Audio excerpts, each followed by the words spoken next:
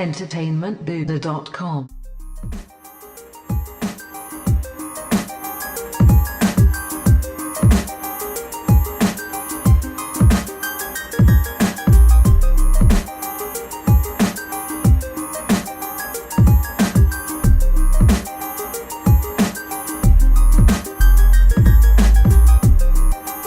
Now, everyone, it is Matt and Nick, and we are back, finally back. I know by the time you're hearing this, it will probably almost be a week after the release of Star Wars The Last Jedi, but I was out kind of doing my thing in Vegas. Nick was doing his thing down in Texas. Couldn't quite link up. I didn't want to link up, honestly. I was in Vegas. I'm not going to sit around and talk Star Wars, even though I love Star Wars, but I love being around flashy lights and naked people better than Star Wars. So anyways, we're here, and of course, we're going to talk about all things Star Wars The Last Jedi, which is shaped up to be, and I did not see this coming from 50 parsecs away, one of the most divisive Star Wars films to enter the Skywalker saga. So plenty to talk about here, and it should be a good show because you're going to talk to you got one guy that really enjoyed the film, and then you got one guy that liked it, but definitely had more issues than the other guy. So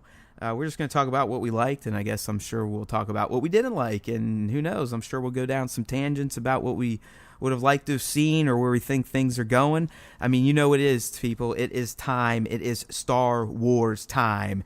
So we're about to break down the latest entry in the Skywalker saga. All right, dude, so you saw it before me, and you left me with a cryptic text that I took as this movie is going to be even better than I thought. And then I go and see it.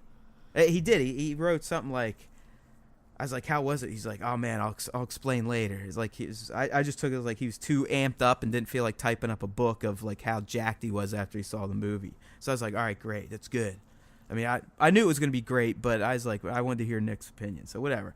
I go and see it. I come out. I'm like, yeah, I loved it. Nick's like, yeah, I fucking hate it. I'm over-exaggerating, but that's basically what it sounded to me when I read it because I was so pumped up. He's like, oh, it's fucking, man, I don't know. I think I got to see it again. I definitely did not dig certain parts. I'm like, it crushed me because I was like, I mean, I'm sure you were thinking the same thing too, Nick. On our last cast, obviously, that was the pregame, and we were all amped up. We were like, this could be the greatest Star Wars movie of all time.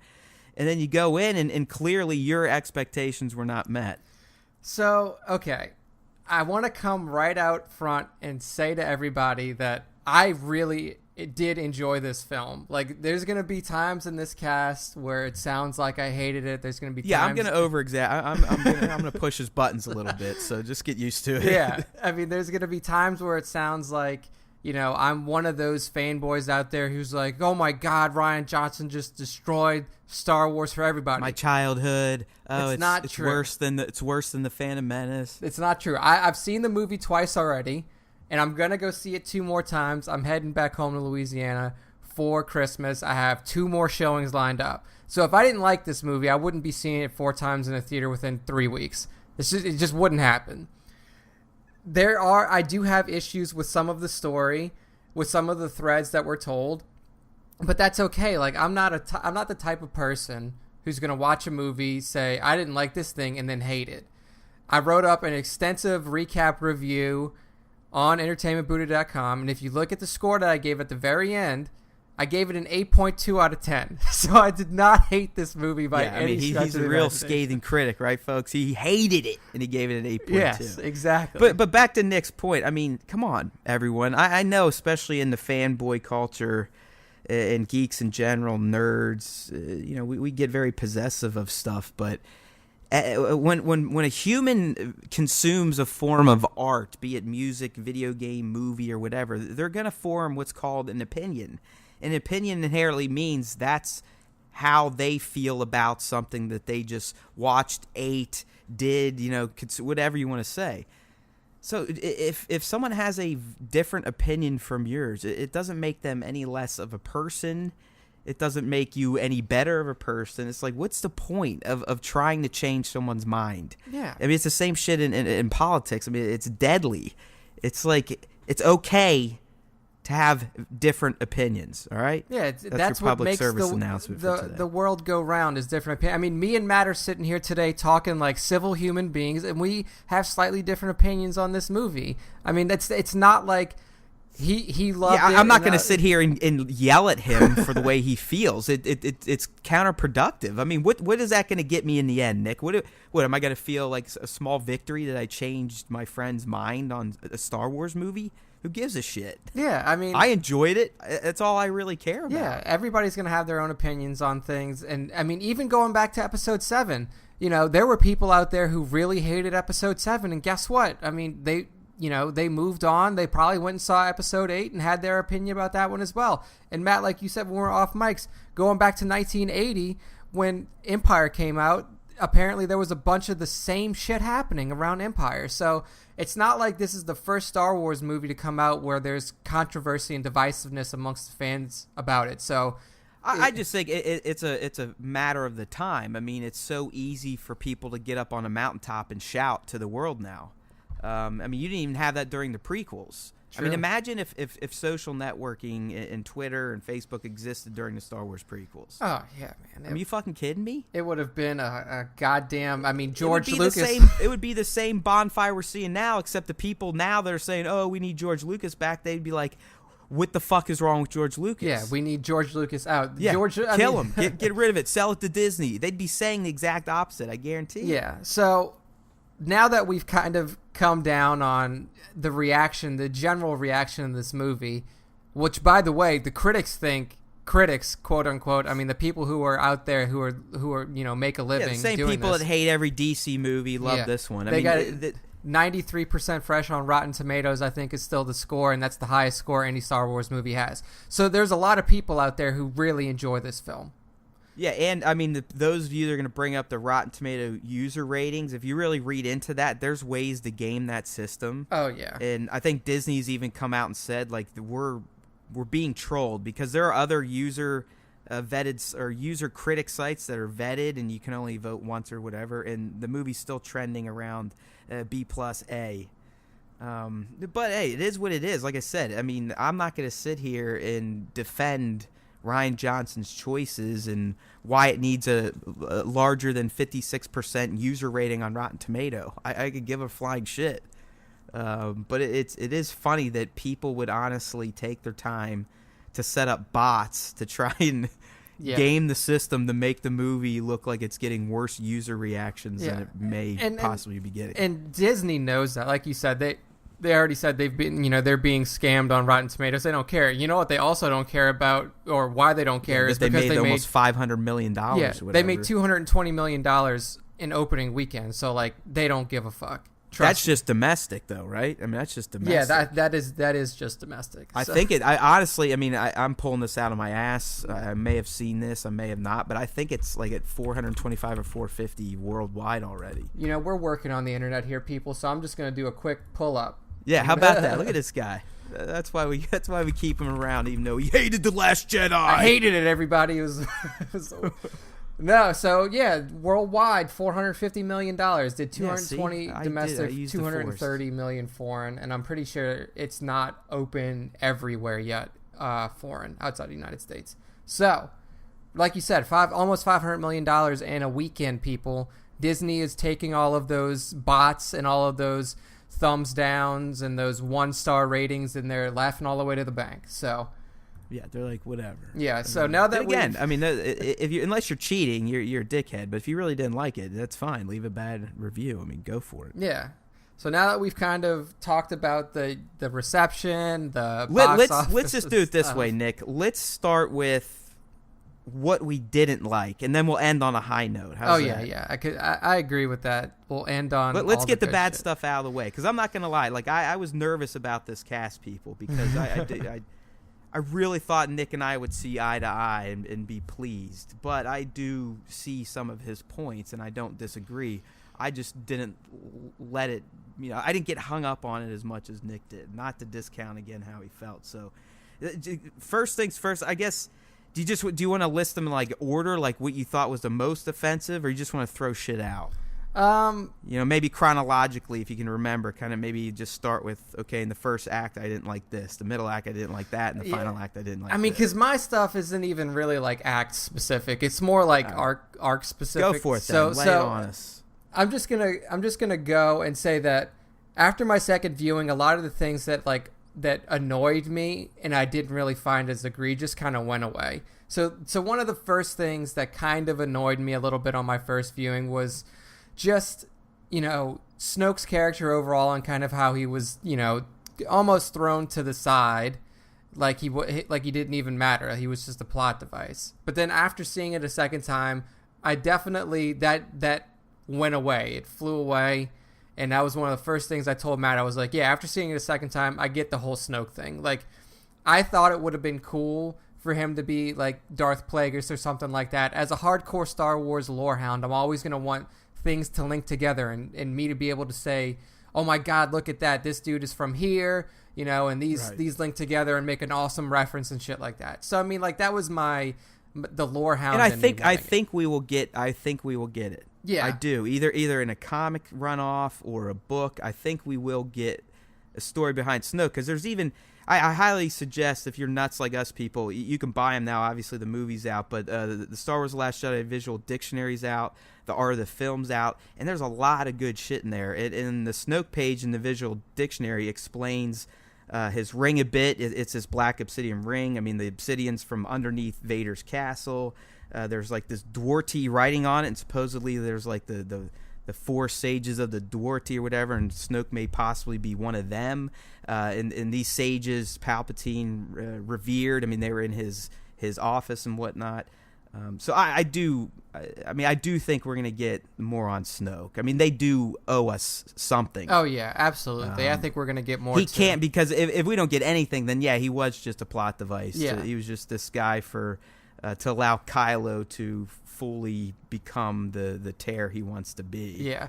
So my second thing around Snoke, and this one still kind of sticks with me, is the way that they did use him as just a straight plot device. Like, to me, it felt like they used Snoke as He started off so great, though, right? He did. I mean, that first introduction to him, me and my buddy Ryan, who I went with, we both looked at each other like, damn, he's a fucking badass. Dude, and he remained a badass all the way through. And I mean, like, because if you think about it, only in the comics now and through other, secondary lore shit, we saw how Palpatine treated Vader, but in the films, we never...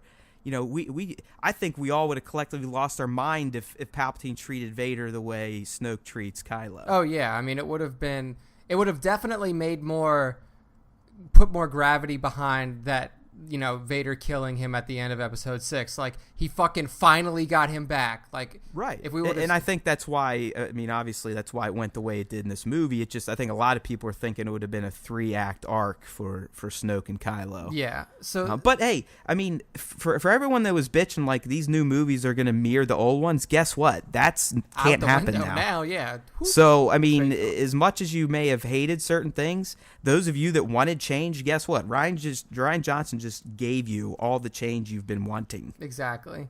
So, I mean, Episode 9 cannot even closely resemble Return of the Jedi at this point. Yeah, there's no option for it unless no way. something fucking crazy. It's almost just going to have to come down between pure good and pure evil, and one's going to win, and it's clearly going to be the good guys. But I mean, that's where we're headed, unless something does trick them up, and who knows? I mean, we have 2 years of cast to start talking about that shit, so I'm not going to get in any speculation. We're gonna get into speculation way later. We got plenty of time to go down those rabbit holes. Yeah. So go ahead, keep on with the. So this is my problem with the way that they use Snoke. Is it seemed like to me, Ryan or whoever. I mean, this may not have been Ryan's decision. This may have been the story group, whoever. The movie used Snoke in a way to explain away a lot of things that, it's almost like we were baited into believing. Like the link between Kylo and Rey, like this visual link where they could see each other. We've never seen anything like that before in Star Wars history. And we've never seen it like that. I mean, like even the Joiner bonds that, people had with the Killick Joiner bonds in the old EU books, like this was not, it was way more powerful than that. I mean, So what they did was they gave Kylo and Rey this extremely powerful bond, something that you would believe would make them linked in some way other than what they ended up being. And then in order to explain it away and allow for Rey to be nobody like she is, like they've said in this movie, they said that, oh, Snoke did it. And that was it. That was the only explanation behind it. When you're explaining it that way now, I can understand why you didn't like how it played out the first time. But I'm telling you, when I watched it, it did click for me. But to me, it doesn't even fit within the context of Episode 7 because he had no idea who this girl was. Like, how is he No. Well, remember, if we were good fans and read the books, he was in her head during that fight. Yeah, but, I mean, a lot of times people once the Force awoke and Snoke had the ability to connect to her, right? I mean... I don't buy that because, I mean... But here's the one thing, like the books, like the novelizations of the films, I don't know if they're considered canon or not because I've heard conflicting things. I've heard that the books are not canon because they include stuff that's not included in the films and that were chosen not to be put in the films. And then I've also heard that they are canon because they're giving additional context to the films. So in my mind, I'm just like, I can't hold that up. Because here's what happened. Well, either way, I mean, you have to agree when people are attuned to the Force, they can find other strong Force users through the Force. And you got to imagine he literally said, have you felt it? There's been an awakening. So when Rey finally tapped into her shit, it literally sent ripples through the Force. And I think that's, to me, I can just accept without seeing it that, yes, that was his in with Rey. That was his ability to at least find her in the Force, and then he already has Kylo, and he just fucking created the VPN tunnel. I mean, I guess again, like to me, it's just weak. It's. I mean, okay, so like I get the explanation that like once she started using the Force, then like he can find her and stuff like that. To me, it's weak. Like it's just a weak story thread, and then doesn't he say like? In Episode 7, like, even after she started using her Force abilities, Kylo comes back and says, like, she is strong, this one is strong with the Force. How are you beaten by a junker? So, and that's what Snoke says to him. How are you beaten by this junker lady? Like, what did he all of a sudden, like, in between Episodes 7 and 8, like, just sit there and search the Force and be like, well, I guess it's this one. Let me start fucking with her. No, the first time they talked about I heard Rey, there's an awakening when she, I'm saying it was after he couldn't break her mind, and that's when they talked, and he's like, okay, bring her to me. But then she got away, and they had the fight, and he kicked her ass, and then we didn't see Kylo and Snoke talk again until The Last Jedi. Yeah. See, to me, it's just like... I don't know. I just feel like it was a cheap way out. And then it's going to lead that like this point will lead into my other point for a little bit later down the line. So that was one thing. It's like they just used him as like a plot device in that sense, like just to simply explain away all of these things that were happening between these two characters in which conveniently allows them to not give any context behind it. So that was my whole bit with Snoke. Other than that, my issue with him dying in the second movie and everything like that went away my second viewing because I do actually like what they're doing with Kylo and they're lifting him up. His whole thing has been fucking boss hog now. Oh yeah, mean, he just took over the first story. I mean, he did what his grandfather could never do. I mean, Darth Vader wanted to lead the Empire. Oh yeah, and that's exactly what I was going to say is like, the opening to this movie is Snoke mocking him because he you're no Vader. And all of a sudden, at the end of this movie, he's surpassed Vader. I mean, within a 3-day period, boom, he's better than Vader. So Kylo has now attained what he's been wanting all along, which I thought was really satisfying. Where I think linking them together where I thought it was interesting is Snoke essentially created his own demise. Oh yeah, that's something that I put in because he did not realize that them two talking would actually help each other out in their own way. Yeah, like Kylo talking to Rey actually helped him to understand shit about himself that he needed.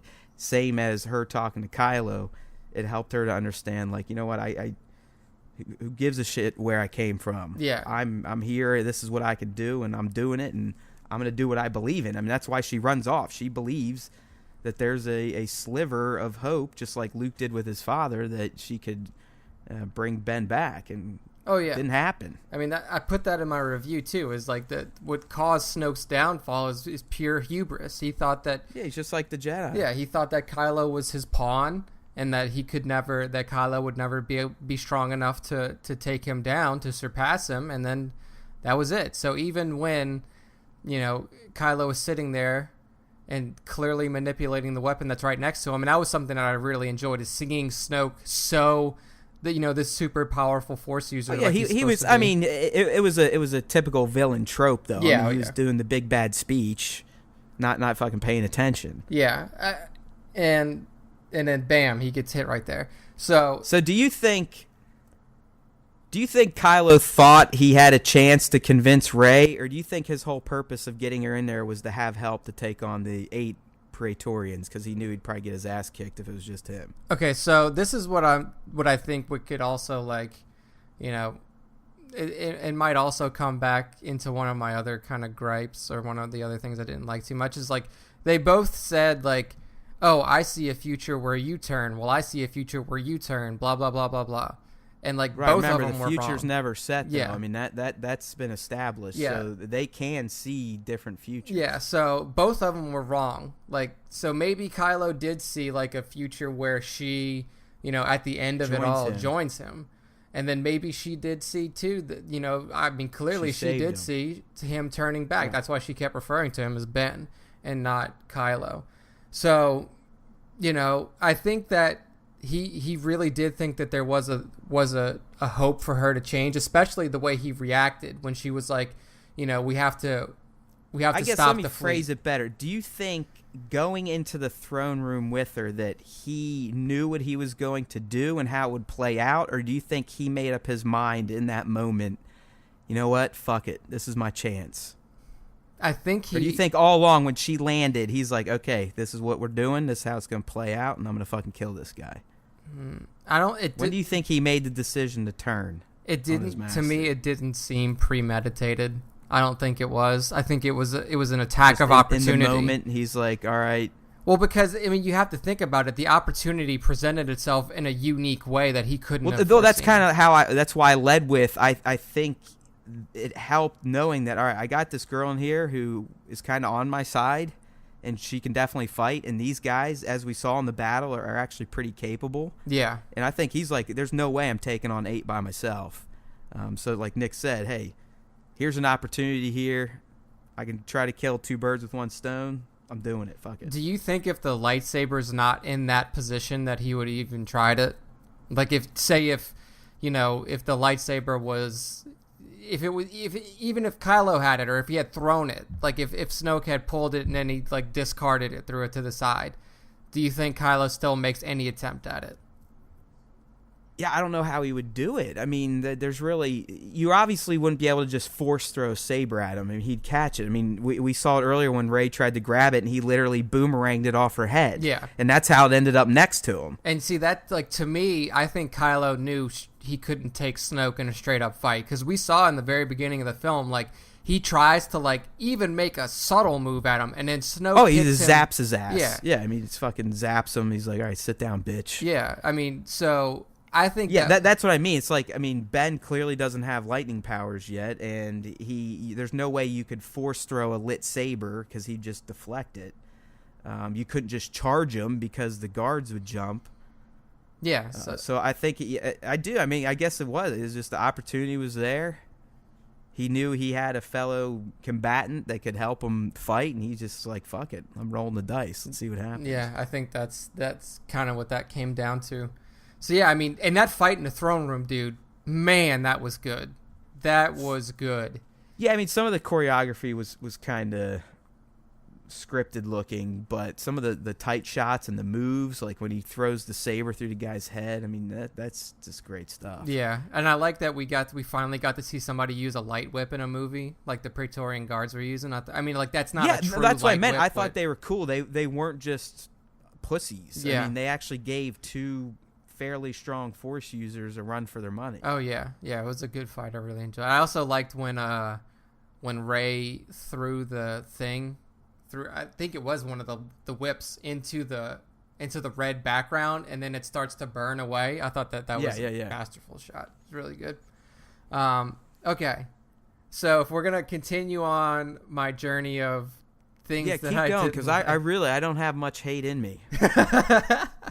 So the next thing that really that kind of annoyed me was just, and this is something that I put in the review too. I explain all of my feelings in a review. It's a long ass review because it's a recap review, but like I put all my feelings in there, and I accept that that apparently the Lucasfilm Story Group had a story to tell, and I accept that, you know, they went through and they told the story as it is. I just think that the story that they're telling now is weaker narratively than it could have been, because they chose to put out a very strong message to the audience and a very strong message within the movie to the people, instead of following what I consider to be the best narrative path. So that's my explanation behind my thoughts, and it's behind Rey being a nobody. And I still think it's open for change. It can definitely be open for the change. door's open for where JJ could take it however he wants it. I do believe that. Yeah, I mean, because you have but to... I do not think they're going to link her to some famous family. I mean, just like Ryan quoted when he explained it, like, you know, we're not just going to deliver Rey's history on a silver platter and just prop her up. I mean, she is... This is me talking now. She is the epitome of what they want this new trilogy to be.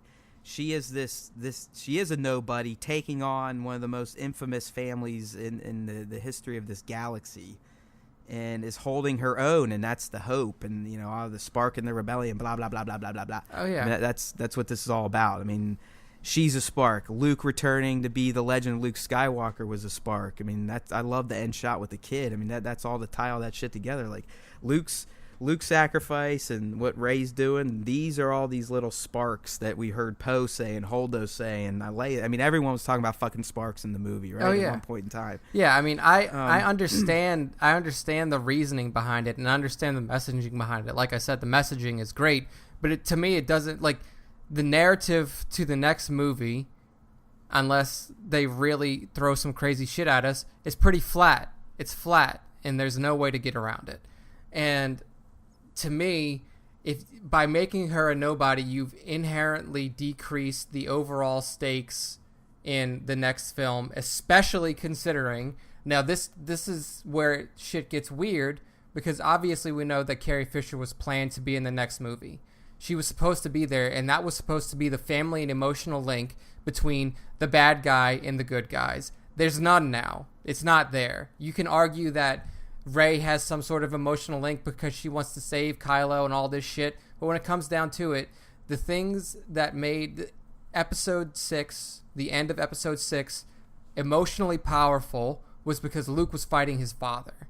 And the thing that made the end of episode 3 emotionally powerful is because Anakin was fighting what was essentially his father. He didn't have a father, and Obi-Wan raised him from a child.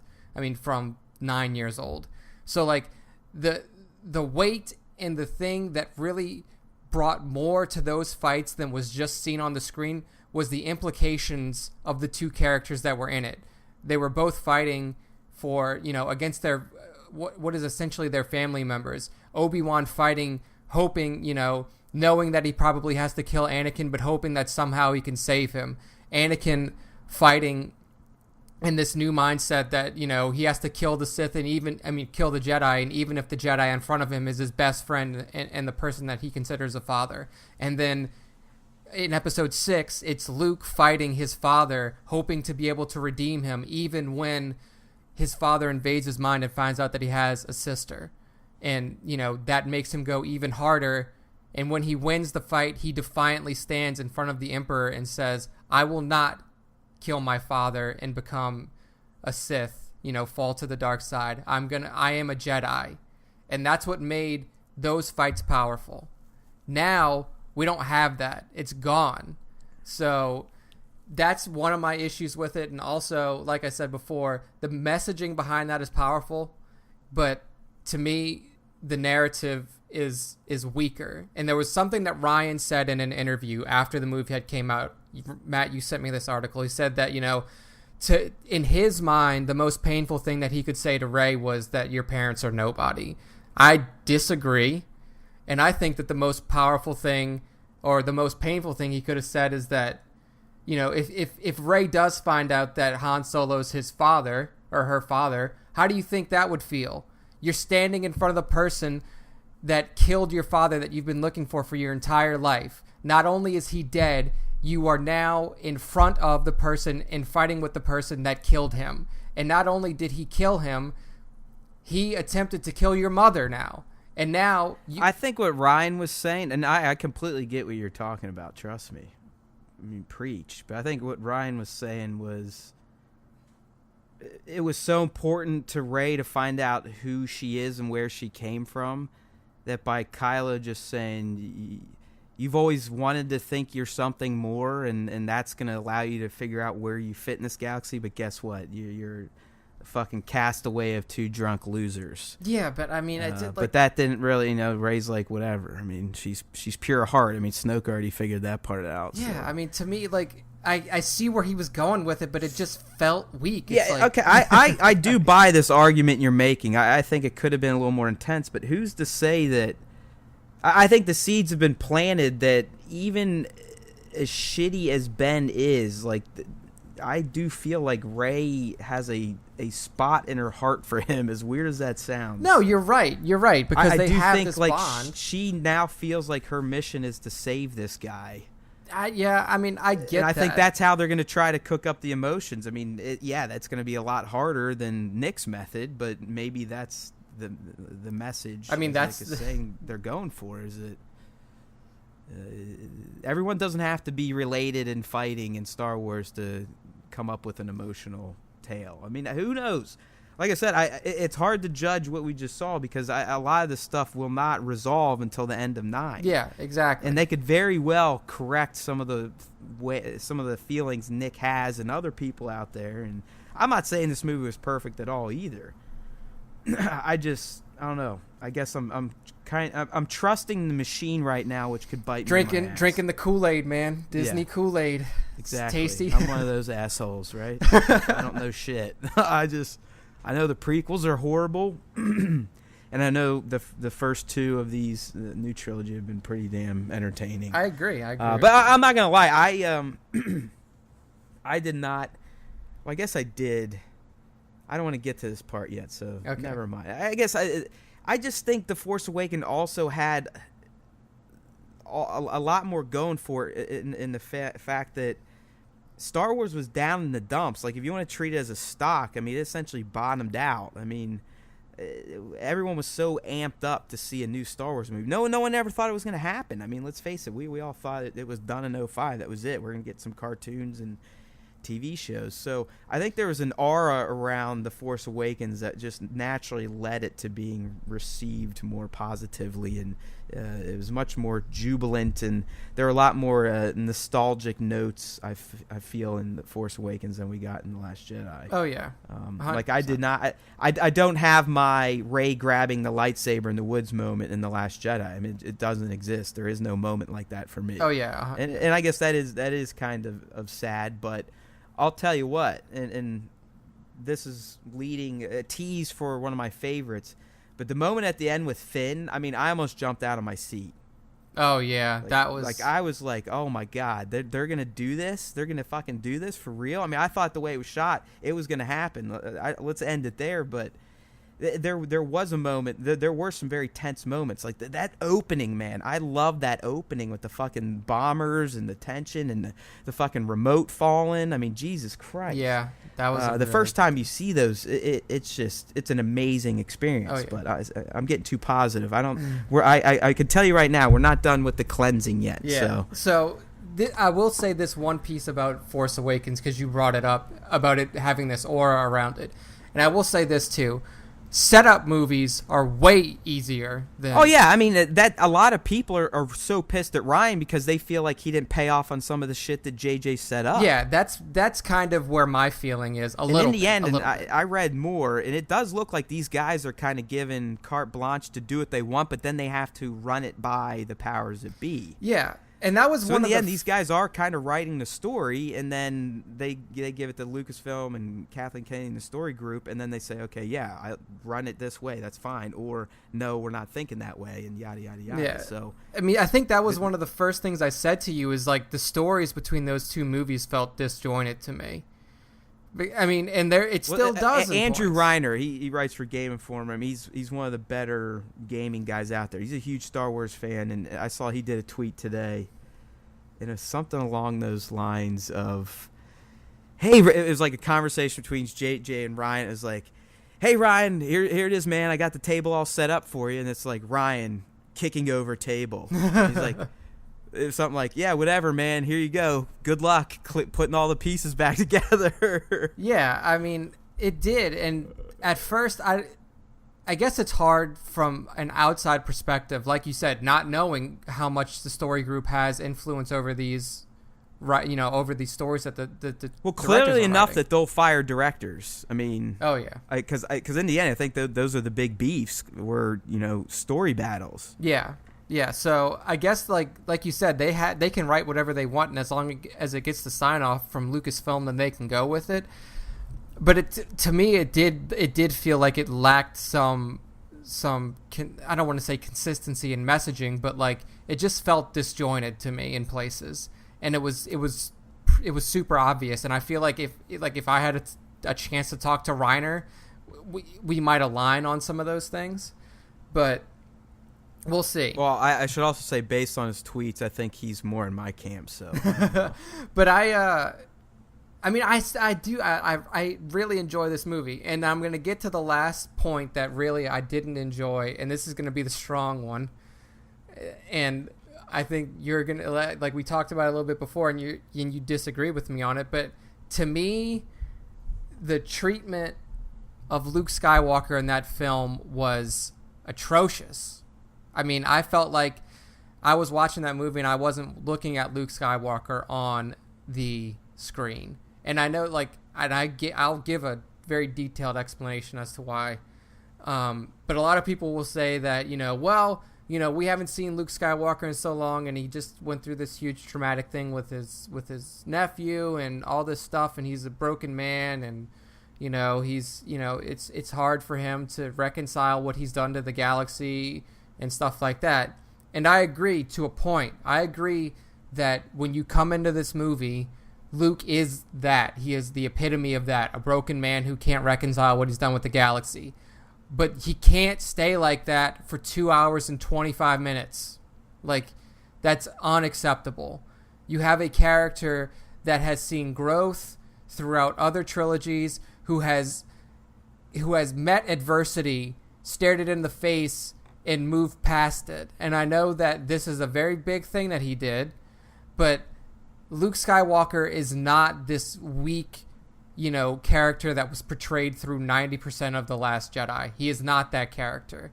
And I don't care if people say that, well, that's the way he's written, so he is now. He's not. And I'll give you, here's my reasoning behind it. I didn't find him portrayed as being weak. He was broken. It was, to me, it was broken, and it was broken in pieces. There were parts where he was broken, but there were parts. He was just, I mean, and this was my take on the character, but he's a guy who really never finished his own training. Let's be real. I mean, he called himself a Jedi Master, but in terms of training, I mean, he hung out with Obi-Wan for a minute, and he went to Camp Yoda for like a day.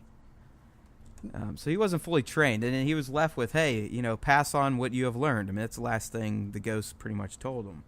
And he went on this journey, and he needed to learn about the Jedi Order because no one fucking taught him about it. And as he learned about it and read about it, and he even says it in The Last Jedi, he's like, in the end, the Jedi were a goddamn joke. I mean, they're responsible for all the fucking problems in the world. I mean, they're a bunch of cocky assholes. They let Darth Sidious. And the joke to me is Luke watched the prequels and he fucking hated him so bad that he shut himself off from the Force. I mean, that's essentially what he said to us. Whoa. He learned how pathetic the Jedi were, and throughout history how they were pretty much, they're the reason the first Darth Vader came around. They're the reason the Republic fell, and then they're the reason Darth Vader was born, and now he is the reason that Darth Vader Part 2 was born. Well, okay.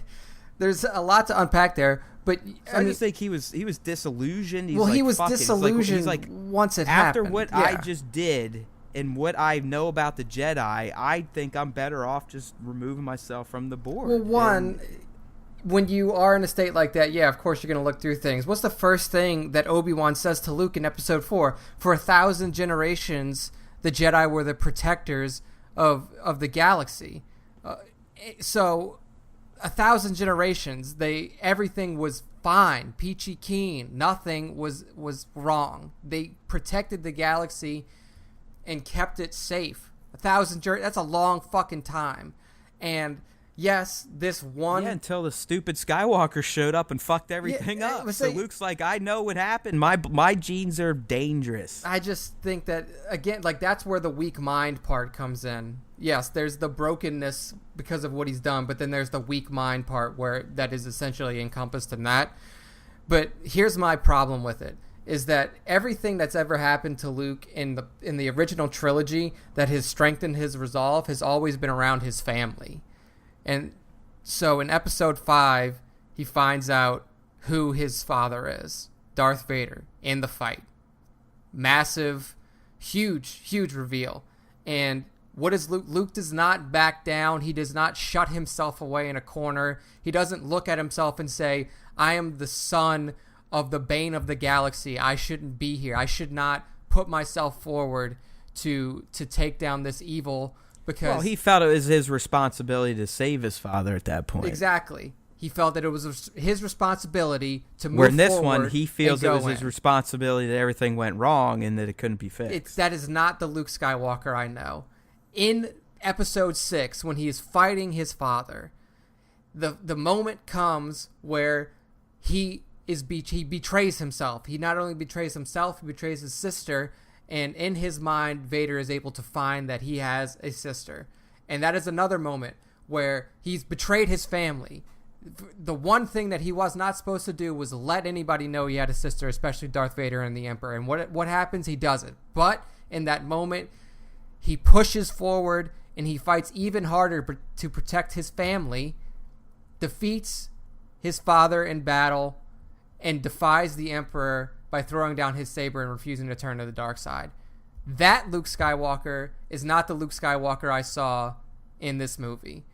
The Luke Skywalker in this movie literally not only endangered his family, endangered the entire galaxy, and failed his family, and decided that I'm just going to go sit on an island and die by myself. Like, you could say anything you want about it, about him being broken, about all this shit, which is fine. It's fine for an hour. The writing was on the wall. I mean, we've called it ourselves on this same podcast show. I mean, we said 1,000 times why he was on that island. Yeah, but we also said 1,000 times the different ways and why he was going to come back, and it didn't happen. Like he did, just in a forced projection form. Yeah, and to me, like, again, like that whole sequence was awesome. The fight, everything like that. But I just felt like his arc overall was weak, and it was a betrayal of the character of Luke Skywalker that I know. Because if this was the Luke Skywalker that we saw in the OT, he might have been broken, he might have been out, he might have been disillusioned and everything for the entire time that he's on that island. But as soon as Rey shows up and says, your sister sent me here. Your sister, the one that you fought your entire life to protect, has sent me here because she needs you. Not anybody else. It doesn't matter if the rest of the galaxy needs him. Leia needs him. That would have been the spark that led him to come back before that movie ended. Before Force Ghost Yoda shows up and knocks him on the head with a little cane. Well, the crazy thing is, in terms of that movie, Luke did kind of come around within like a day or two, though. Yeah, in a way, and that's the thing, is like he comes around a little bit, but then what happens? He mentally breaks again when he sees that, Rey, you turned to the dark, like you felt the dark and you didn't even pull yourself away from it. Mental break again. I mean, there were so many moments in there where it was a mental break, where instead of being the strong Luke Skywalker that we have, even towards the end of his arc, when he sees Rey sitting there talking to Kylo, he freaks out. He never regains the Luke Skywalker that we all knew. He came back and he put on a fight and he let the Resistance escape, but it was only in that moment, that one moment, was he the Luke Skywalker. I felt like he regained it when old man Yoda, puppet Yoda, showed up. Yeah, but I mean, like, that's literally somebody handing him an answer on a platter. Like Ryan says, "Oh, I don't want to hand Rey her parentage on a platter." That's exactly what you did with Luke Skywalker and how to get him back into the fray, quote unquote. Like, you literally had a character come to him and say, "This is what you do." Well, you got to remember, Yoda couldn't come to him before he opened himself up to the Force again. Oh yeah.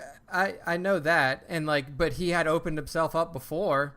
I mean, we saw him use the Force before that, and then Yoda just decides to show up at that moment. You think that Yoda couldn't see the moment that Luke opened himself up to the Force, that there was conflict within him, that there was something that was urgent that he needed to talk to him about? To me, I still think the way Yoda approached him, Yoda is not taking anything seriously in retirement. So no, I don't. I mean, Yoda probably just was got out of happy hour and rolled over. He's like, "Hey, fuck it." And see, that's my Luke's problem. Back on radar. I'm gonna go talk to him. So that's my whole problem with it, is that like you're saying that essentially the strongest character, like the character that is Star Wars, isn't. I don't know. I just disagree with the way that he was written. Like, I thought it was cool, Yoda coming back in. It was an awesome moment in the film, but I don't feel like it should have been necessary because Luke Skywalker is a better character than that. That is my assessment of that whole thread with Luke. The end of it was cool. I really enjoyed seeing the Force projection fight. I thought it was dope. And then, yes, that was a semi-redemption moment for Luke. I'm hoping that in episode 9 we get him in Force Ghost form and he throws some sort of apology Rey's way, because she deserves one because of the way that he was written in that movie. But I mean, I think it's a foregone conclusion that he's back in 9. Oh yeah, 100. I mean, if he isn't, fucking yeah, what? If he isn't, I'll get my pitchforks with you. Because I mean, that was, because then it does validate everything you're saying. I still think there's more story to be told. Yeah, and I mean, we just saw the middle part with really nothing got resolved. I mean, that's the problem with middle movies. I mean, there is no resolution. Yeah. I mean, I agree. Like, Luke could very well be Obi-Wan. Yeah. In episode 9 and be that mentor that I think a lot of people that were bummed they didn't get to see. Yeah, exactly. So, I mean, in a perfect world, would I love to have seen Luke fucking snap around and become Yoda and train Rey and it play out just like Empire Strikes Back? Sure.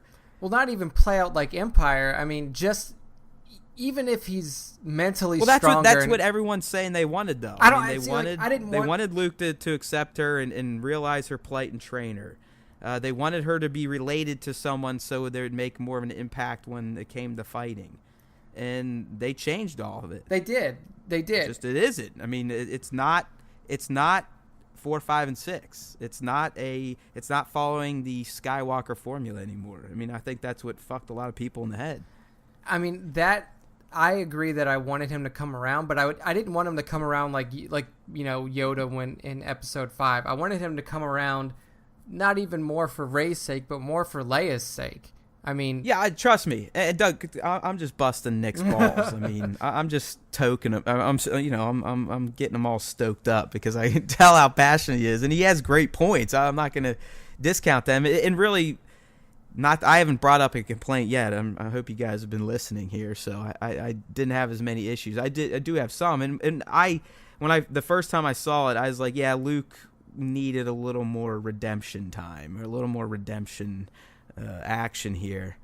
I did initially feel that, and I still think he could have been, but in the end, I'm not upset with how it all went down. I think you just got the Kool-Aid, man. You got the Kool-Aid in you, the Disney totally. Kool-Aid. Yeah, I mean, they're paying me, actually. They're paying me to say this stuff. So I think what's happening, what you guys are seeing here is that, like, I'm really stuck in this movie moment, and I'm not, like, looking forward to the future. Like, don't worry, it's all going to get worked out in 9. And Matt is. Matt's like, don't worry, it's all going to get worked out. Yeah, but I'm still content if it doesn't with what I saw. I mean, do I think it could have went down better? Of course. I mean, I think that about a lot of things. I mean, I've said it a million times on here. I think I could rewrite the prequels and they'd be 10 times better. Yeah, but I don't think that's false, though. I think that's true. Yeah, I'm not in that position, and I didn't pursue that in my life, and I'm not the one that Lucasfilm hired. And not that Lucasfilm is the end-all, be-all. I mean, these guys, Ryan got to where he is because of what he's done on his own. You know what I mean? I mean, it's not like Lucasfilm just grew him in a tank and all he does is think Disney and bleed Mickey. I mean, he's an artist, and he told his version of a story that people greenlit. And I'm not even saying that that's okay. I mean, we got what we got. No, yeah. It is what it is. I don't think it's as blasphemous as a lot of people think. I really don't. I mean, I think a lot of it can be resolved in the third movie. I really think if you sit down and objectively watch Empire Strikes Back, that it is not the best Star Wars movie. I've never thought it was the best Star Wars movie because it's kind of like this. I mean, there's no real anything. There's no real resolution to anything. It just ends like, okay, well, now we're going to see what happens. And that's why, as Nick said, the first movie's always easy because it's all set up. Plus, you're usually going to get some sort of resolution. Second movie's a bitch. Third movie, you get to close it. So you get to decide how everything ends. And they may go that way, they may not. I'm still not going to sit here and say that The Last Jedi is a prequel caliber film. And Nick's not saying that either. But you know there's a lot of fuckers out there, a lot of fanboys that are saying that shit. I mean, one of my boys, I mean, we went to the first 2 Star Wars celebrations. He's like, dude, I honestly think that was like Revenge of the Sith quality. And I was like, man, that's out of line. But hey, yeah. Whatever you want to say, bro. I mean, those are almost fighting words. But I mean, look, this movie is not bad. This movie is an incredible movie. 8.2 I gave it. Go look at the review. Yeah. Luke? I told Nick offline. I may have said on here. Who knows? I mean, in the back of my head, the first time I saw it, I was like, Luke is going to have his shining moment. And we did get it, but in a much different format. And the first time I saw it, I didn't know he's a fucking ghost, and most of you didn't know either, and don't act like you did. So when he got bombarded by all that shit, I was like, holy fuck. I mean, he's going to get out of this, but that just shows you how fucking powerful this dude is. And yada, yada, yada. But I honestly was dreaming in the back of my head that he was going to fucking kind of almost agree that they should go off, and that him and R2 were going to raise the X-Wing out, and they were going to come in at the last moment and like start fucking blasting the AT-ATs and yada, yada, yada. In the end, when I think about it, I was like, man, that'd be fucking stupid. But I do agree that Luke could have had a little more time on screen as being redeemed Luke versus the little homage we get to him at the end where he's sitting on the Jedi Temple rock meditating and essentially becoming one with the Force in front of the twin sons of Ahch-To. So yeah, so those are my qualms with it. And you're right, dude. You're probably 100% right. My feelings about Luke in this movie will be resolved in Episode 9, because if Disney's smart, then he will be back in Force Ghost form to guide. Read Rey the room. yeah. Ray didn't get dick. I don't even think Luke made it to lesson 3, did he? Right? Remember, he said he's going to teach 3 lessons. I'm pretty sure they stopped at 2. Yeah. He didn't even get there. I mean, lessons, quote unquote. But and on top of that, he wanted to burn the books, and she fucking stole them anyway. So Ray is going to need that guidance from somebody, because she's clearly, I think she knows what her place in the galaxy is now. I mean, not 100%, but I think she's pretty damn made up her mind that she's fighting for good. She's with these resistance people. That's where her friends are at. The only people she knows, the only people she cares about, which is Finn, Leia, Chewie. It looks like maybe soon to be Poe.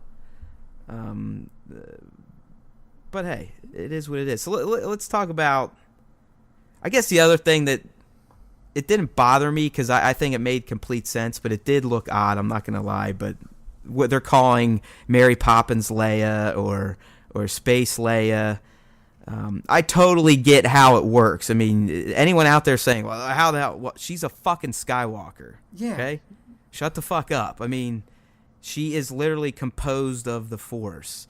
So it should not surprise anyone that Leia could use the Force to protect herself for that brief amount of time. Now, I'm not going to lie. The shot of her floating in looks fucking odd. I don't know how else you shoot it to give the illusion that she's using the Force, but it looked fucking goofy. It does look kind of like Mary Poppins upside down. Yeah. So that was one thing. I was just like, man, that just visually did not look right. I bought the idea behind it. I liked it. I see why they did it, but it just did not look right. Yeah. And then, so I guess like one other small thing that I didn't like, but I understand, like, I understand why it had to happen. And I understand why it had to happen the way it happened in the movie, but knowing what we know now about Carrie Fisher, you watch that movie and you wish that it would be different. And it's that the way that Vice Admiral Holdo went out, I thought she was one of the best characters in that entire film.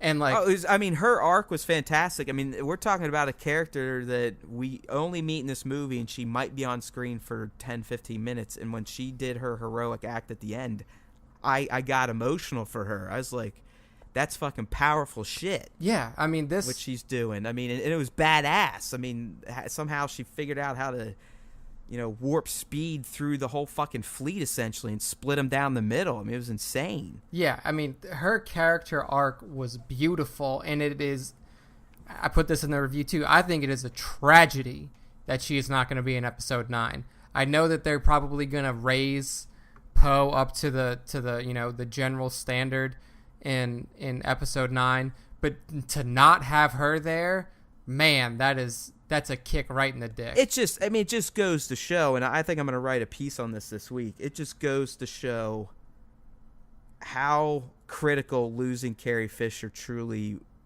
was or is to this new trilogy. Oh yeah. I mean, because I think they're in an extremely tough spot because I mean, Carrie does have she has a lot of involvement in the final act at least.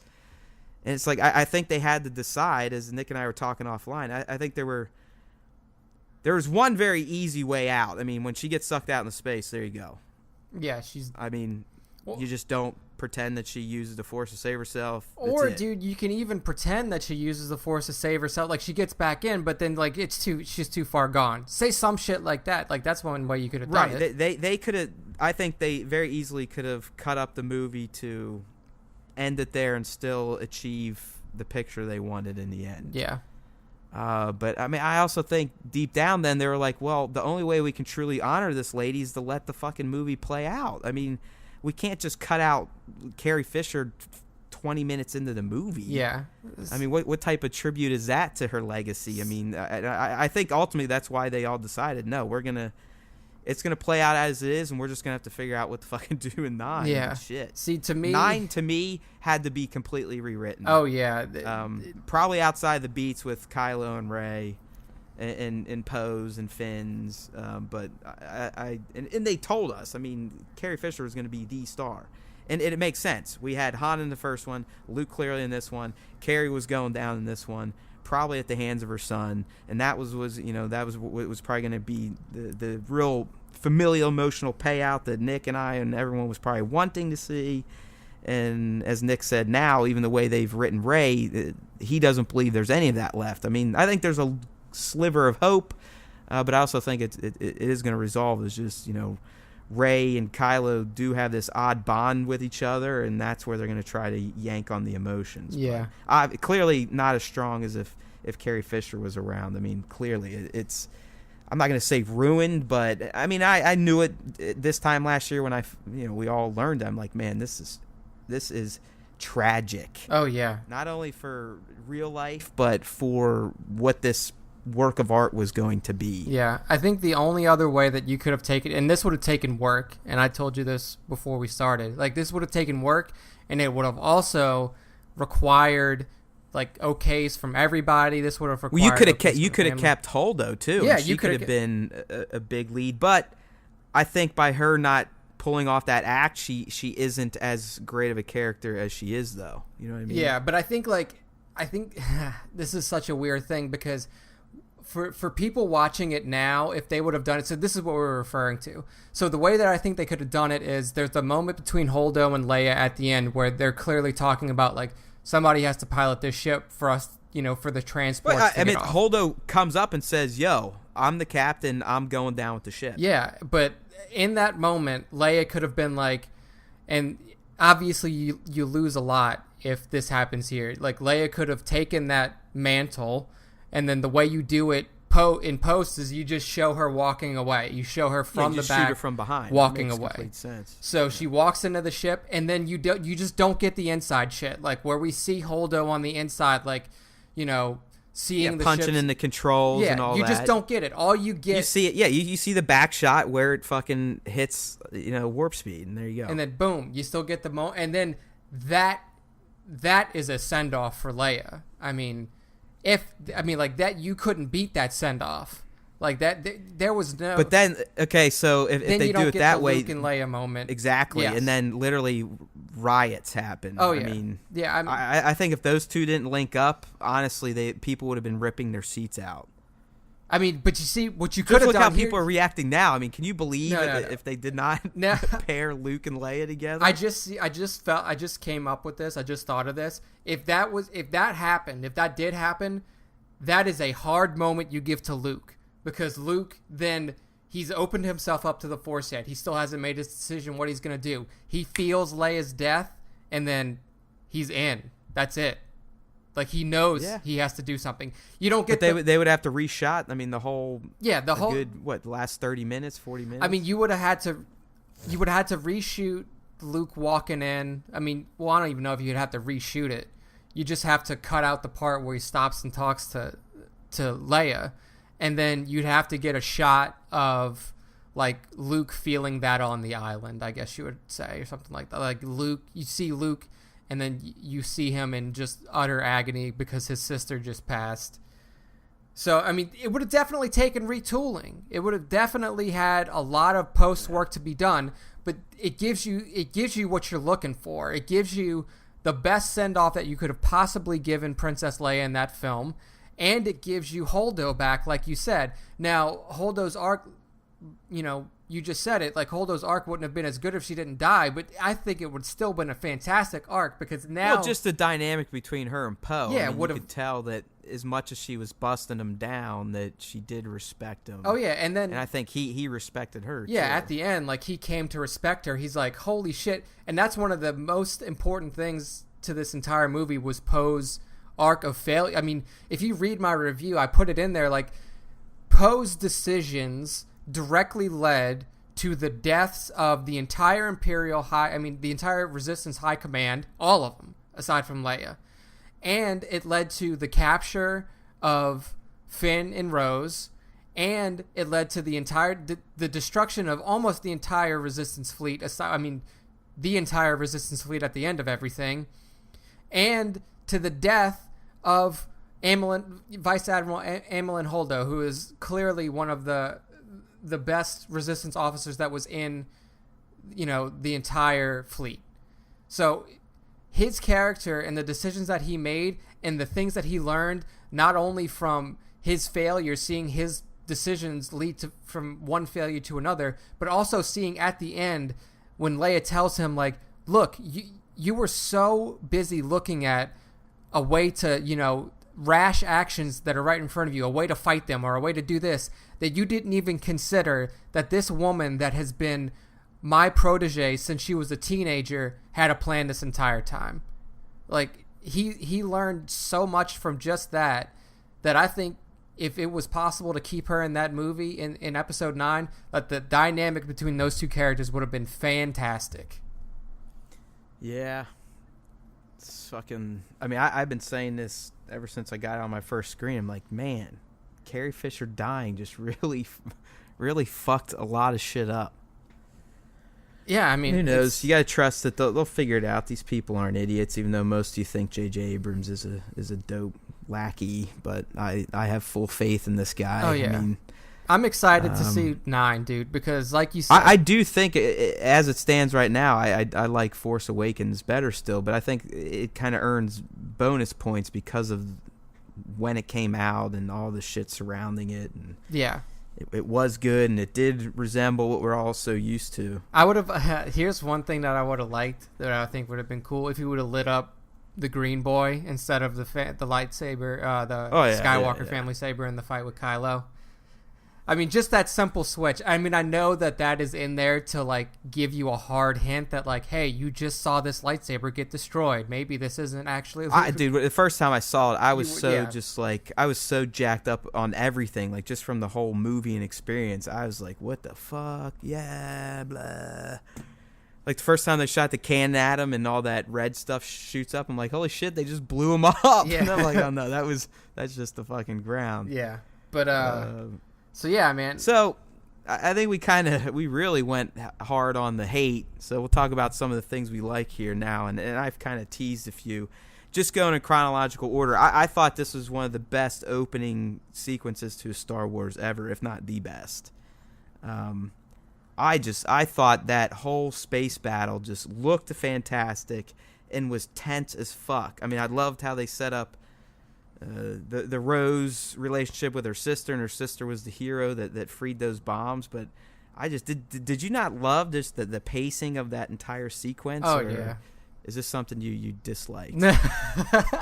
No, man, I love the opening sequence. I mean, from Poe just jerking around with hugs at the beginning to the tension around the bombers flying up, and literally the first time I saw it, I was like, God damn it, they're not going to get one off. They've got one left. And then the way they shot it with Paige Tico climbing out of her gun, and then she goes for the remote and misses it, and then falls, and then it falls, and she misses it, and then she grabs it. And I was just like, God damn, this is perfect drama right here. And then the tension was insane. Oh, yeah. I mean, and then the cockiness by the First Order, like, oh, yeah, they ain't going to fucking blow up our dreadnought and blah, blah, blah. And then just seeing Kylo come out in his ship with his 2 flankers and just go through and wreck stuff. And then, like, I mean, we already knew that moment was going to be powerful between and him that and wasn't his even mother. part of the opening sequence. I mean, I was just talking about to where they blow up the dreadnought and then they bail. I mean, that was after they found them through hyperspace. But yeah, I mean, that was a continuation of the awesome. I mean, I think the whole thing, it basically was Poe's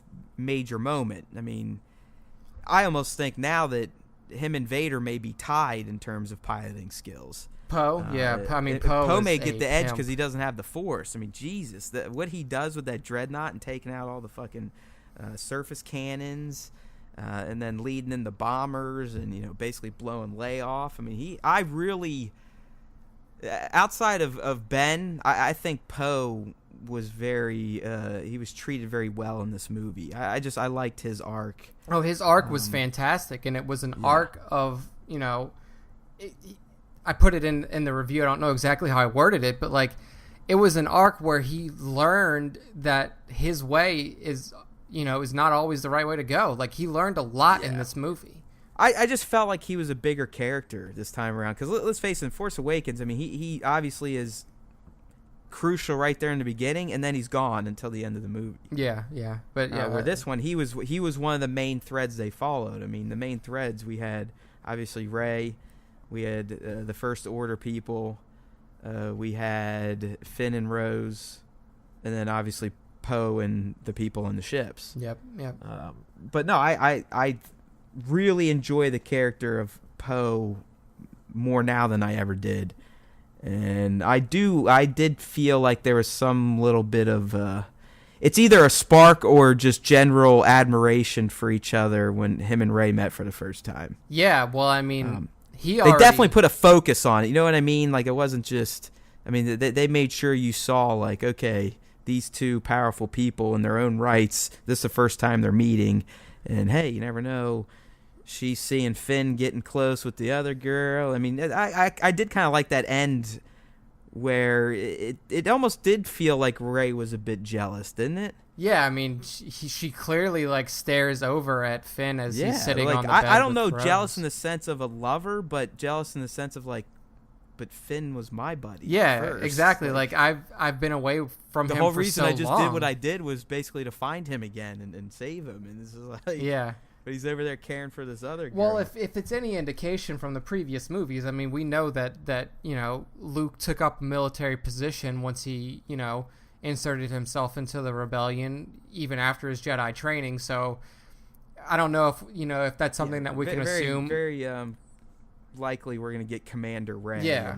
in episode 9. Yeah. So if nothing else, Poe and Rey are gonna have a friendship built off of battle. Just for fighting. It'll also be the dynamic almost of the Clone Wars, where you have the clone general, but not the clone general. You have the high-ranking clone, and then you have a Force-enabled general. Yeah, exactly. And then I like how, dude, you know what I really liked at the end is how Luke says that the rebellion's reborn, not the resistance.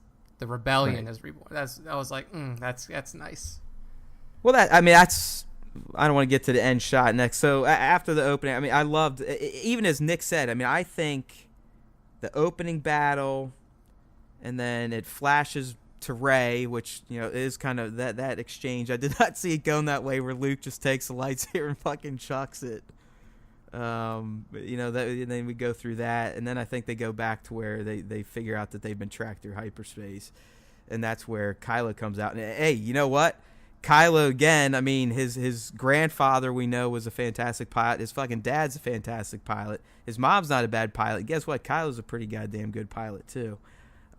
So I loved his strafing run, but I loved the most seeing him hesitate over his mom. But I thought it was brilliant that his wingmen just come in with no thought at all and just blow it up anyway. Oh yeah, exactly. I mean, it's not like he said no. I mean, he just couldn't do it himself. Yeah. But he wasn't stopping anyone else. So I thought it was just great that they're like, hey, fuck it. Yeah, that's like he's gonna watch his mom get fucked up anyway. Yeah, I mean that's a moment though that we're not gonna get. We've said it over and over again. Like the continuation of that moment. They were planting the seed right there. Like these two. Leia still clearly has a strong effect over her son. Oh, yeah. Much more so than his father. Oh, yeah. Absolutely. Well, again, I mean, any son and their mother. I mean, any kid and their mother, let's be real. I mean, dads are just there. They're the figurehead. The moms are the ones that all the kids really bond with and feel that connection to. So, yeah, it's a shame. What else was really good? Some we haven't really talked about, and I guess I'd say is kind of the shit on Canto Bight, like the chase on the horses. I mean, that's kind of unnecessary. Yeah, to me, like almost prequel-ish bullshit. Yeah. But luckily, it wasn't too long. DJ was just kind of like a throwaway too. That's exactly what I was gonna say. I felt like for putting somebody of Benicio del Toro's stature on that character. Yeah, I don't even like how he chose to act him either. Like I didn't think that stammer made sense. Yeah, it didn't. I mean, I think the quirkiness made sense, but the stutter just was. It didn't seem. Yeah, like a good fit. I mean, it was 100% throwaway. What I'm interested to see is like, okay, so we see this guy as a first order quote unquote officer at the end of the movie. He was just still in his disguise. Oh, I mean, yeah. I literally think this character is gone. Like, I think he's just a fucking one-off jerk-off that sold him out to the First Order. So that's what I was going to ask is, like, do you think he's going to be in 9? I mean, like, is he, What's the point? I mean, there's no point. Unless he's, like, unless somehow he, like, recommunicates back with them and he's, like, he's their mole. I mean, the only way they come back, like if just ironically they need his help again, and he helps because he goes to wherever the money's at. Yeah. I mean, but outside of that, he's useless to the story moving forward. Yeah, he's pointless. I really did not like. I mean, I guess. And all DJ stood for in the end was "don't join." Yeah, that's dumb as fuck. Literally, that's in the visual dictionary, and it also says it on his hat. It's literally "don't join," basically like. Don't join up with anybody. His motto in the movie, like he was trying to sell to Finn. Yeah, like, he said, be your own guy. Good, they're both fucked up. It's like these fucking rich fuckers. They control everything anyway. Yeah, I mean they literally referred to him as Codebreaker the whole fucking time. Like you didn't even have a name.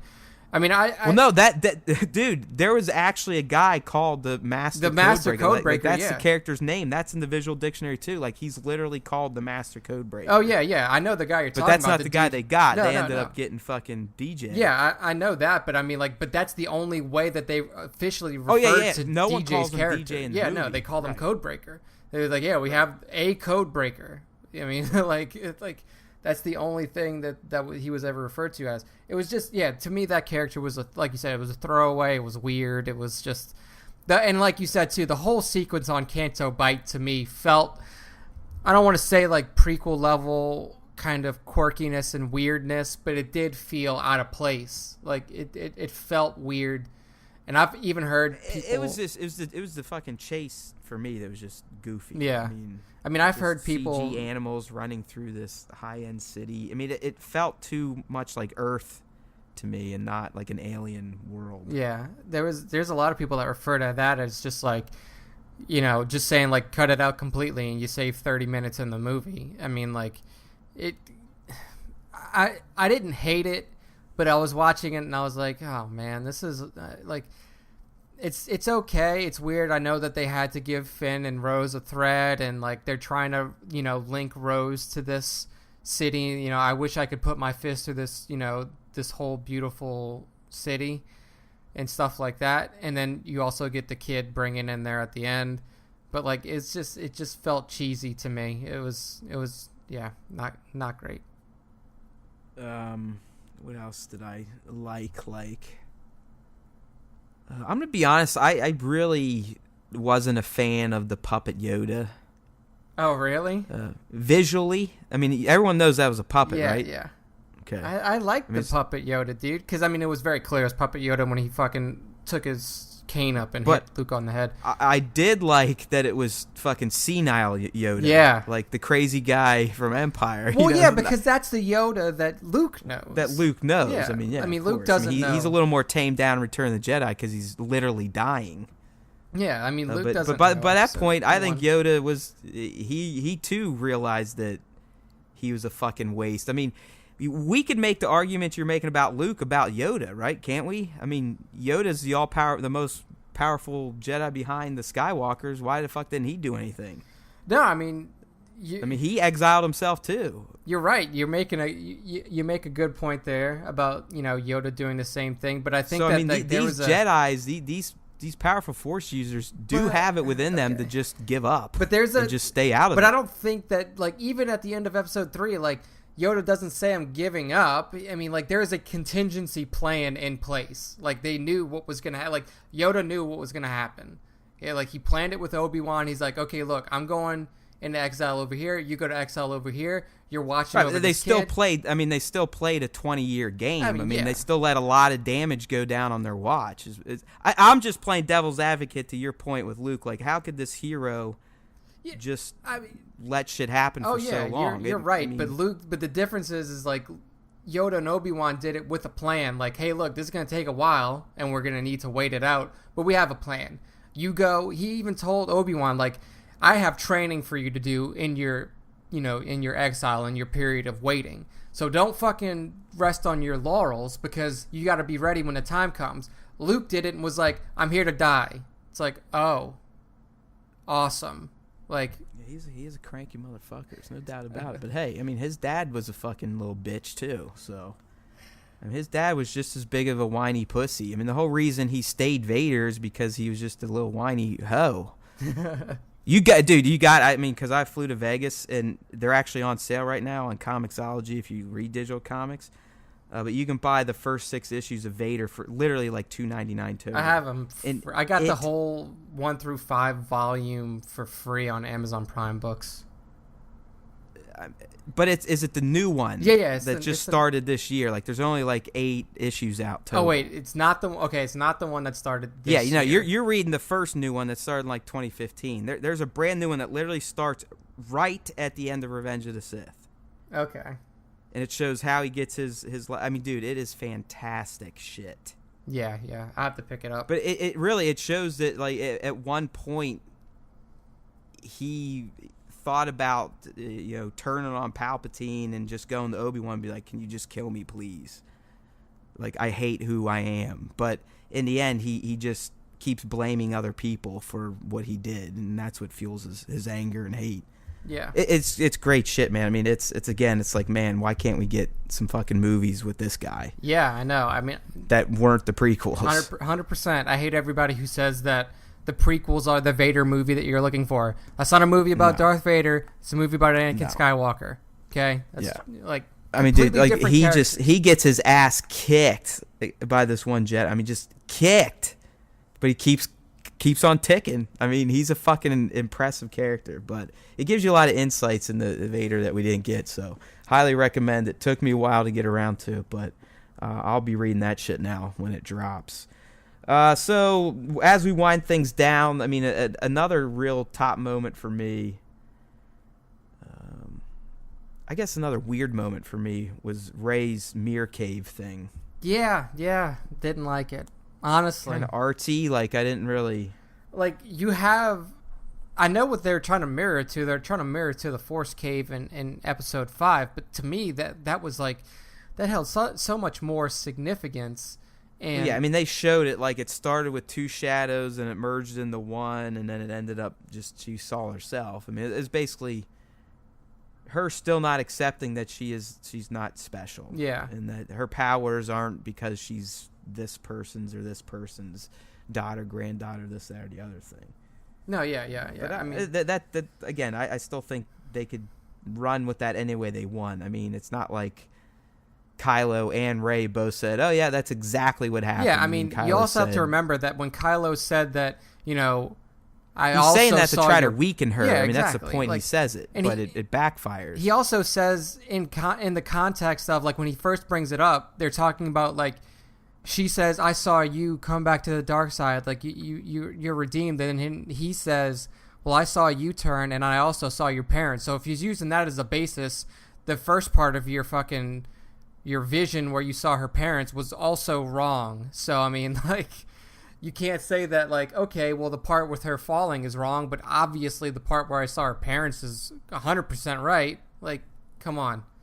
Anyway, I'm past this. Yeah, so the mirror cave was kind of weird, but I'm being dead serious. I think one of the most emotional moments in this movie was when Finn makes his suicide charge towards Ram. Oh man, dude! When I was watching that, I was thinking the same thing as you were. I was like, "Is this really gonna happen?" I was starting to panic. I'm like, "Damn, this is gonna suck!" But holy shit, is this gonna be an impactful fucking send off? Oh yeah, dude! I was like, I can't believe they're gonna wipe out fucking Finn halfway through this trilogy.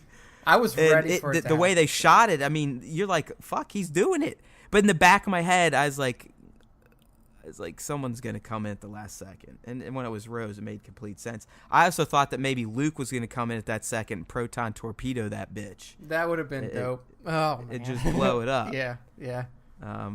But given that moment to Finn, with kind of the confirmation that he's made his decision, he is going to be that hero that people think he is. And he is fighting for the resistance, and he's realized that the thing to do is to sacrifice yourself for your friends. And I thought it was a beautifully shot scene. It was a beautiful moment. It loses all of its emotional punch after the first time you've seen it, which sucks. But man, going through that the first time, I was like, this is probably the most emotional moment for me in this movie. Which again, you could probably say, well, see, that's why the movie has issues. It's over this black stormtrooper guy and not Luke and not Leia. But hey, whatever. I mean, I like Finn and I like the character, and I was sad to potentially see him go. So when I saw that go down the first time, I mean, my heart was like, go. I couldn't believe what I was seeing. I really couldn't. Dude, honestly, probably the most emotional scene for me is when R2 clicks on that recording from Episode 4. Yeah, that was good. Oh man, I got tears in my eyes when that came up. I was like, oh man. I mean, again, and both R2 and Yoda were essentially saying the same thing. They're like, Luke, you're still this pouty little farm boy that can never really see past anything. You know, you're just always kind of woe is me. And like, remember this? Remember, you're the one that was all gun-ho and making us go around looking for this old space wizard. Like, what the hell happened to that guy? So, yeah, R2 definitely helped to save the day there. Yeah. For his old master. And then, there was, I thought that like the moment with Holdo dying was hugely emotional and impactful. Oh yeah, I mean, I'm just kind of going in order now, Yeah. so I'll jump on that. I mean, it really defined that character as a standout, like kind of only a few minute character, like a Boba Fett. I mean, she could go down in Star Wars history as one of those types of characters because of how she was portrayed. I mean, she was a fucking tough woman, right? Mm-hmm. She beat Poe's ass for the most part. Even when he took over the bridge, she still beat his ass, you know, because she still had Leia's vote over Poe's. And then to see what she did, I mean, you could make an argument narratively, like, what was the point of hiding her plan from the ship? I mean, that made no sense. I mean, well, I think why not just tell everyone her plan? Like, I think the point of that was just to instill in Poe, like, you don't need to know everything. You are not the leader here. You're not the commander here. Well, I agree, but it wasn't just Poe that was getting antsy. Like, why not just stave off everyone's tension by just saying, "Hey, listen, well, they'll never see our transports. We'll just let them think that we're just keep going on, and we're gonna start shuttling people down to this base, and we can sit there and watch them pass over, and we're good to go." I mean, what's the harm in just telling everyone that? Well, because I think a lot of people, I mean, like, even if she told Poe that, Poe would have been like, so you're going to sacrifice our entire fleet. Like he said at the end. I mean, when he realized what she was doing, like, he realized what she was doing before that. Like, you're going to put, like, he didn't know that there was a resistance base nearby, granted, but, like, he saw the fruition of the plan other than getting to the base. And he was like, you're going to put our people on these fucking boats that have no shields, that have no offensive capabilities, and that's your plan. Like, so even if she would have told him the plan, I think he still would have been like, so you're going to sacrifice the entire fleet? I could care less. I mean, it didn't bother me the way it went down, but I mean, if you just think about it from a common sense standpoint, they could have wrote out the whole Poe conflict with Holdo very easily. Oh, yeah. Just said, hey, this is what we're doing. This is our only plan. Keep playing along. But hey, it's a movie. They need to build that tension, and I did like the dynamic between Holdo and Dameron. I thought it was great. I really enjoyed the ending and how it ended on basically an anonymous character. I mean, we have his name now. It's something like Taram Vigil or whatever. Yeah. But they make a callback to these kids that obviously cross paths with Finn and Poe on Canto Bight. Rose gave what we found out to be the Force-sensitive one her old rebel ring.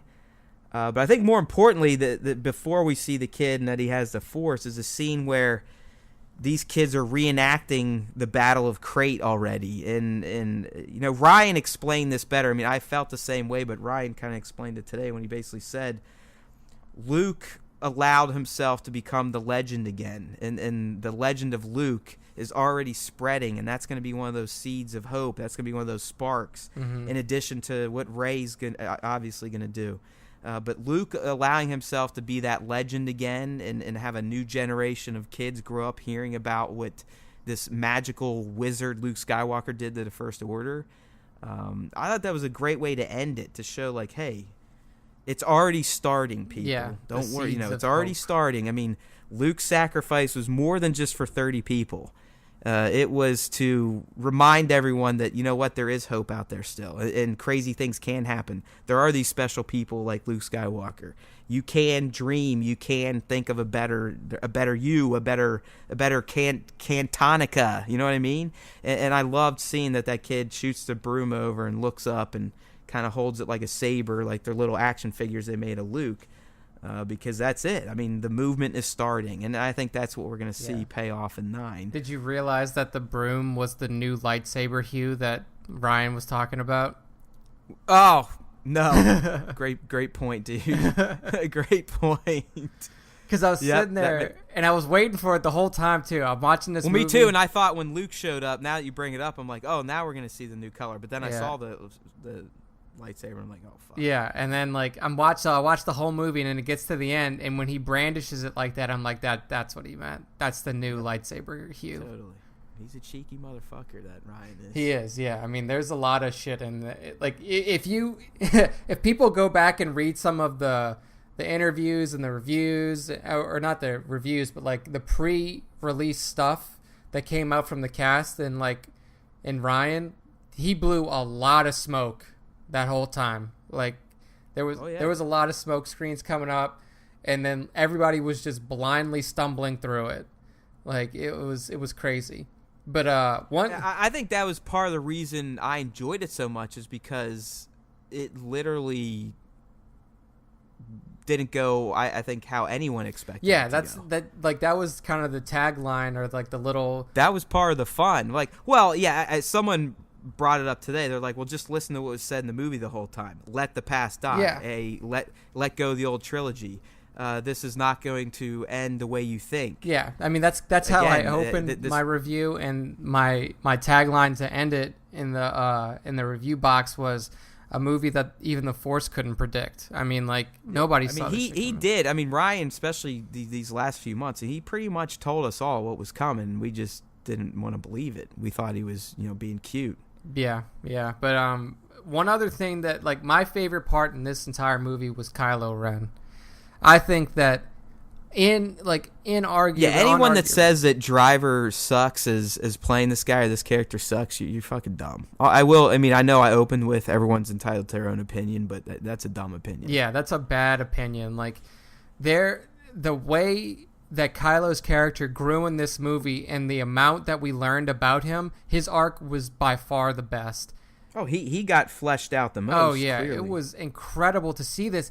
And it's just like, it gives context behind his fall, and it makes it so much better than Anakin Skywalker's. Like, this dude turned to the dark side because his uncle, his ultimate fall happened because his uncle tried to kill him. Like, he embraced the dark side, essentially. Well, I mean, he was already gone. That's why Luke had that quick, fleeting moment of, I need to just take him out, because he was scanning through his head. He knew that he was fucked. Yeah.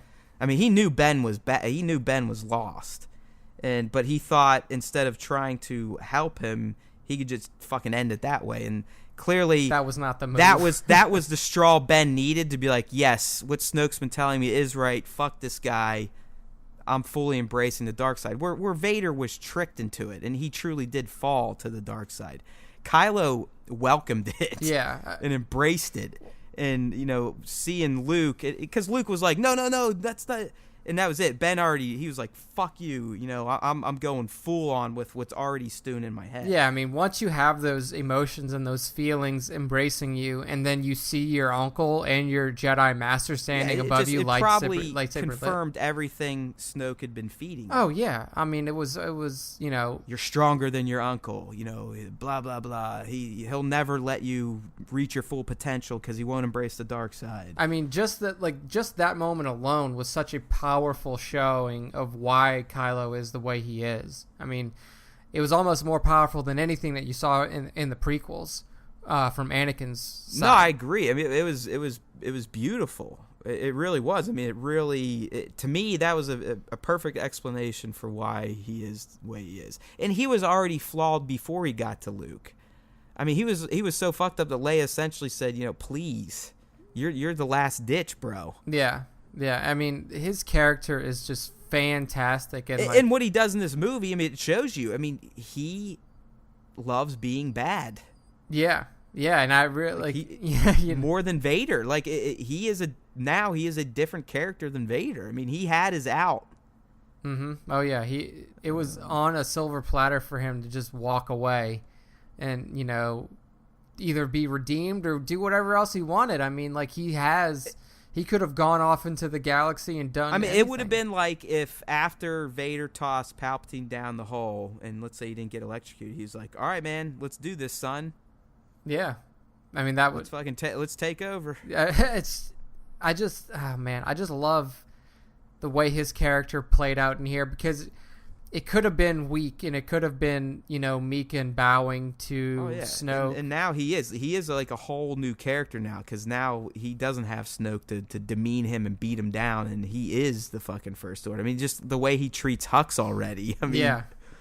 I feel like Hux is just going to quit. Like, to me, that was one thing that kind of, like, I don't want to say it annoyed me, but, like, Hux to me was such a good, strong character in the first movie. Oh, he's a punching bag. Yeah, I was gonna say they turned him into like the butt of every joke, and like it kind of annoyed me. He's the first order boofus. Yeah, like. But according to his backstory, I guess like he risen through the ranks through nepotism. Like his father was a very famous general, so a lot of the people he's younger than, and no one respects him. So I mean, he's kind of a joke, anyways. Yeah.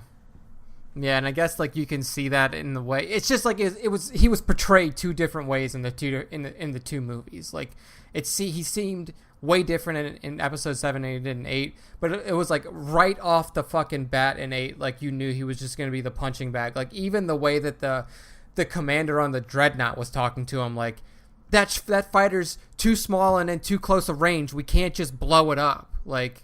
Just that's my point. Like I read it in this visual dictionary. It's essentially like these guys they were from the Imperial era, and now they report to this dickhead because of nepotism. So none of them really even take him seriously. Yeah, it's just like that's just another one. But because they're loyal to the First Order, they clearly follow the rank and file and all that shit. Yeah, I have to pick up this visual dictionary. Because there seems to be a lot of dope shit in it, a lot of good stuff. It's good, dude. I mean, I think the art book's going to be even more revealing. I also got the cross-section book because I did it for The Force Awakens. Yeah. I found them to be fascinating. But the visual dictionary is super short. You can probably finish reading it in about... Yeah, and then for all of you people out there who are, Old Republic fans, old EU fans, there is a nod to Darth Revan in the visual dictionary for Episode 8. And I'm sure that some of you guys may have caught the shot of the necklace, the pendant, the kyber crystal pendant that was hanging in Luke's hut, when they're kind of giving you the pan around to see everything in it. And the way that kyber crystal pendant is described in the visual dictionary, it says that Luke found it and it once belonged to a Jedi Crusader. And the only character that's ever been referred to as a Jedi Crusader in new or old canon was Darth Revan from the Knights of the Republic. It says exactly: trophy made from fragmented Sith lightsaber crystal, recovered Jedi Crusader pendant. Yep. So that's a lot of people are taking that as like a soft, a soft confirmation that Revan is now canon, but clearly, well, he was a Crusader, but then fell, right? Yeah, but then he came back. Because that was that was his arc. Is like him and Malik go off into the unknown regions as Jedi to explore the idea that this evil emperor is out there, and then they come back as Sith, and then they war against the galaxy, and then Revan turns back, loses his mind, and doesn't know who he is. Yeah, that's. You have the light side and you have the dark side people out there. The dark side people say that he was brainwashed by the Jedi, and the light side people say that he was, he redeemed himself and wiped his mind of all of the evil that he had done. So there's a lot of argument around Revan's fall and return to grace, I guess you could say. But yeah, so I mean that was a really cool thing, and putting stuff like that in makes me very interested to see where they're going to take the EU, the expanded universe from here. Are they going to go back to, Old Republic days? Are they going to bring in some new lore around that? Are they going to, where are we going to go, especially with Ryan's new trilogy? And I'm almost and I wrote a piece on this before the movie came out, but it's pretty clear now that I'm pretty sure he's going to set up camp in this new generation of Star Wars. He's going to bring in...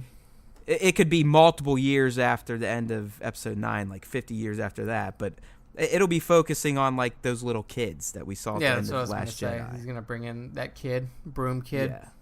I mean, I think it may even be far enough in the future that they're talking about the legends of Poe Dameron and Rey and Finn. Yeah. Just like people in this era are talking about the legends of Han and Luke and Leia. Yep, that's very possible. So...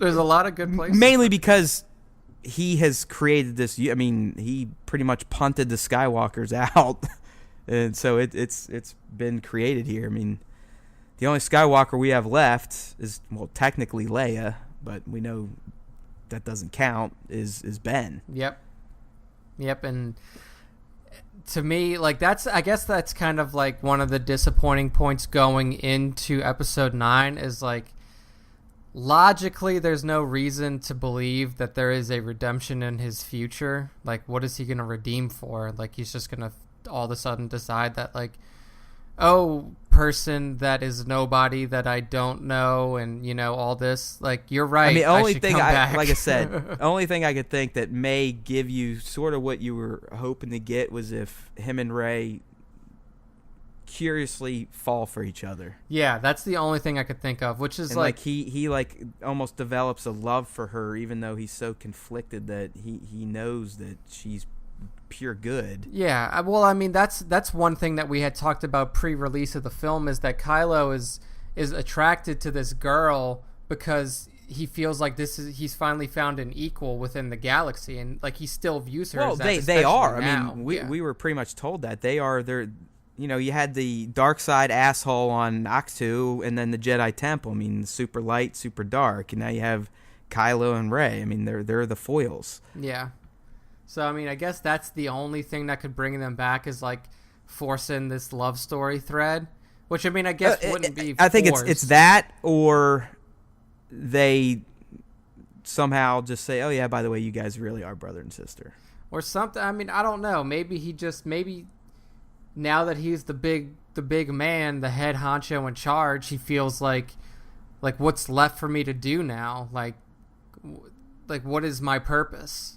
I've done this. Okay, I've surpassed Vader. I've surpassed my grandfather. I'm the leader of the First Order. All the Jedi are dead. Like, you know, aside well, from I mean, Rey, obviously, we're going to pick up left? where he's still hell bent on. He knows that his mother, and even more importantly, probably to him, that he doesn't know Luke died, right? I mean, he may not. Well, he may have felt it through the Force, but because I mean, Leia did. You saw clearly that Leia did, and then right. But he also didn't know he was fighting a projection for a while. Yeah, but I think that was like a lot of like the audience. I mean, like you're so caught up in the moment that like he didn't realize until he ran right through him and nothing happened, and then he pokes him a few times, and then he's like, "What the fuck?" Yeah, he's like, "Damn it, I got tricked." Or maybe it was just like there was one line that I thought was really cheesy from Kylo, and I think everybody else did too. I think it was like, I can't exactly remember what Luke says, but Kylo just comes out and he's like, "Of course you do." It's like, I think he said something like, he said, "I'm sorry, Ben, I failed you," or something like that, and he's like, "Of course you are. The Resistance is dead." And everything, he lists everything else. I did like when Luke said, "If you strike me down, you will carry me with you, just like your father." Right. That was good, and that also shows that like, even though Kylo is this big bad now, he still carries around that hurt from. Well, I mean, his Snoke father. addresses it first time we see him. He's like, but I killed my dad. He's like, yeah, and it fucking broke you in two to where you got bested by a girl who's never even fucking known she had the Force, let alone touch a lightsaber. Yeah. So I mean, he is an emotional mess, but I think by him talking with Rey the whole time, that's what finally fixed him. Well, and it balanced them out. Yeah, it did. She is his balance. So who knows, people? I mean, trust me, if you could just tell from this, I bet we're almost 2 hours deep. Podcast on The Last Jedi. I mean, I think we'll probably have many more podcasts on The Last Jedi to come because we're both going to see the movie a few more times. And really today's the first day that I had the courage, if you will, to go on social media and start reading through stuff and gleaning other people's opinions, as well as we're getting articles from the cast, the crew, the director. So I love reading all that and stuff like the visual dictionary. So there's going to be plenty more to talk about in The Last Jedi. So hopefully for this long one, this was just kind of Nick and I talking as friends after seeing the movie because we hadn't had a chance to do it yet. And I'd assume some of you listening, you probably have had similar conversations with your own Star Wars buddies. Obviously not a perfect movie. It's very divisive. I think some of the hate is ridiculous. I think some of it's justified. I think some are over the excitement is ridiculous. But in the end, I don't think any of us can fully judge this movie until we see the full trilogy play out.